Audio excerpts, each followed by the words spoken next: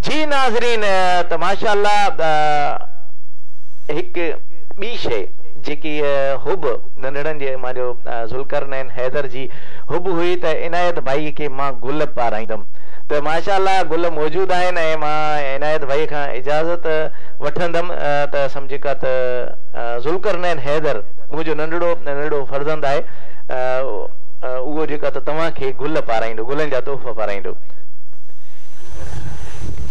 महिरबानी साईं, शुक्रिया, वॾी महिरबानी, वॾी महिरबानी। ऐं ॿियो हिकिड़ो असांजो सना ख़ान आहे, जूनियर सना ख़ान आहे, उनजी बि हिकु हुब हुई त मूंखे ज़रूरु इनायत जे प्रोग्राम में आनो ऐं जेका त मोहम्मद बिलाल कादरी साहिब जी दिलि जी हुब हुई त मां जेका त इनायत भाई खे गुल पारायां। हा, इनायत भाई खे गुल पारायो साईं, अचो बिस्मिल्लाह बिस्मिल्लाह।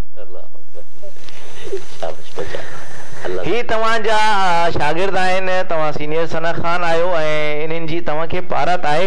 हाणे मां मियां कामरान डायरेक्टर आहे जेको असांजो, उनखे चवंदुमि त सिंधी सकाफ़त अजरक जो तोहफ़ो इनायतुल्लाह कादरी साहिब खे अची पाराइनि।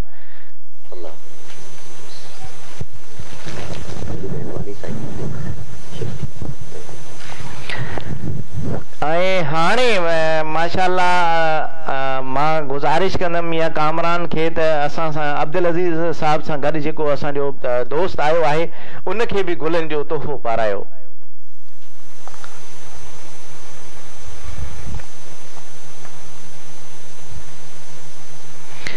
जी नाज़रीन, जेके जेके असांजो प्रोग्राम लाइव ॾिसी रहिया आहिनि, तव्हांजी वॾी वॾी महिरबानी, तव्हां असांखे गाइडलाइंस ॾेई रहिया आहियो, तव्हांजी वॾी वॾी महिरबानी। ऐं हिन वक़्तु असां हली रहिया आहियूं प्रोग्राम जी तरफ़। माशाअल्लाह हाजी अब्दुल करीम चवे थो त मां हाजी अब्दुल अज़ीज़ खे गुलनि जो तोहफ़ो पारायां। हाजी अब्दुल करीम साहिब, तव्हांजी दिलि में जेकी शइ हुब हुई त मां इहा महसूसु कयमि। अचो साईं अब्दुल अज़ीज़ साहिब खे गुलनि जा तोहफ़ा पारायो।